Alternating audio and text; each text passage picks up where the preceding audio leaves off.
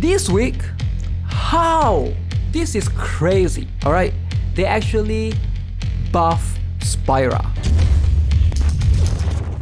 Hey, what is up guys? GuitarRock here. Welcome back to another counter-side video. Today we're gonna discuss a little bit about, Zilong games and what they are doing actually with the bans and buff system. I can't believe they actually did this. Alright, so a lot of you guys might not be aware, so let me explain to you guys. We gotta start from ground zero. Alright, this is very important. We need to start this from the scratch so you guys are aware of how the system works in this game. If you guys are not aware, there's two game modes of the game: strategy battle and rank battle. Rank battle is where you do PvP every single week. There will be a ban system and there will be a buff system. So the ban system is going to be based on the previous week, where some characters are going to be, stronger last week, so therefore they'll be banned so that, you get a little bit of reset. Like for example, in this case, all of these characters are banned because they were being used a lot last week, or at least that's what we've been told. Alright, that's what we assume. It makes sense to a certain extent because some characters are really strong when they are released.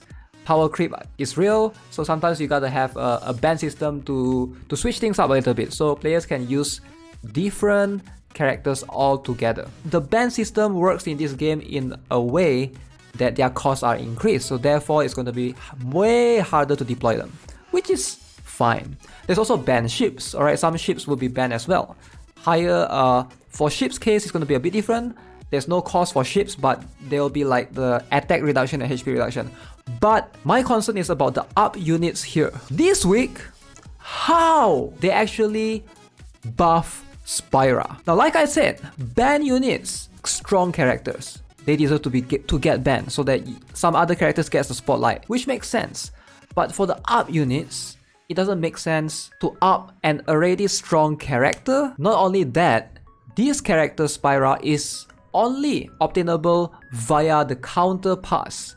There's no way to obtain her right now. Alright, you have to be a pay to win to buy the battle pass to be able to obtain Spyra. So I don't really like the direction of this game right now. It's making it extremely pay to win. Now maybe I'm bitching too much.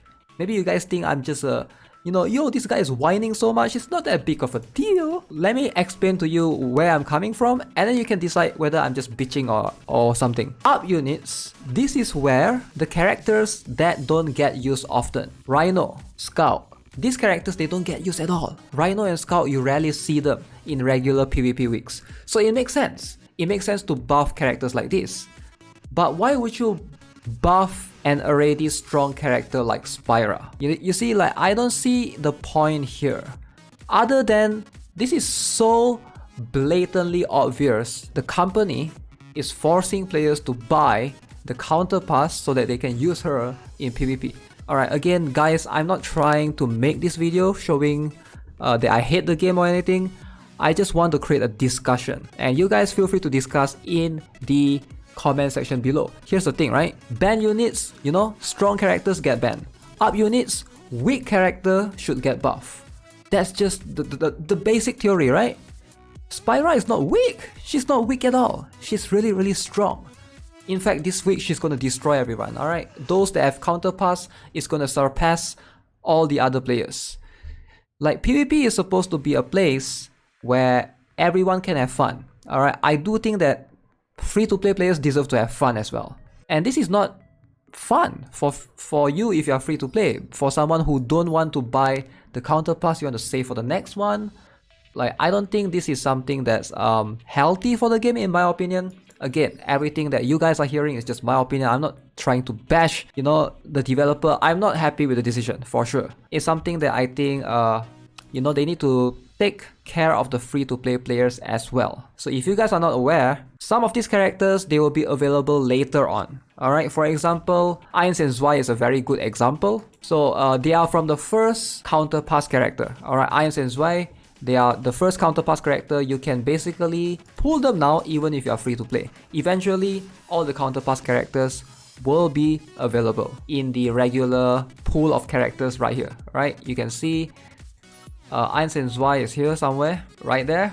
But Spyra is not here. They usually add the characters, the counter pass characters, about 2 to 3 months down the road after the counter pass expires. So here's the thing, right? She is a character that's exclusive to Counterpass. Right now, as of the time of me recording this video, the pay-to-win players, or the whales, players that spend money on the game, they already got the benefit of owning her, right? They definitely get the advantage because free-to-play players have no access to Spyra whatsoever, right? Pay-to-win players, they will be able to have Spyra. So you see where I'm coming from? Just by her being in the Counterpass, the pay-to-win players already have an advantage. So you don't have to come here and buff her even further. I think that is crossing the line, in my opinion. Again, this is just my opinion, but I honestly think that is crossing the line. She is already a character that's only accessible to players that are willing to spend money in the game. But to go this one extra step to buff her, I don't like the direction of what they are doing. I don't think I'm alone on this matter. I did stream earlier today and we did, try and talk it out, discuss a little bit about the Spyra buff. I'll show you guys the clip. The Spyra decision was added last minute, I feel like. She don't belong. Like Rhino, Scout, suddenly there's a Spyra in the middle.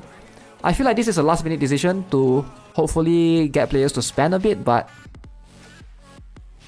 kind of, Zolong tried to promote Counterpass with Spyra up for this week. Now, as you can see in the chat, alright, if you guys were looking at the chat, I'm not alone on this. A lot of people think that, they are just trying to make players spend more money. Some of you guys might have the opinion that this is not that big of a deal.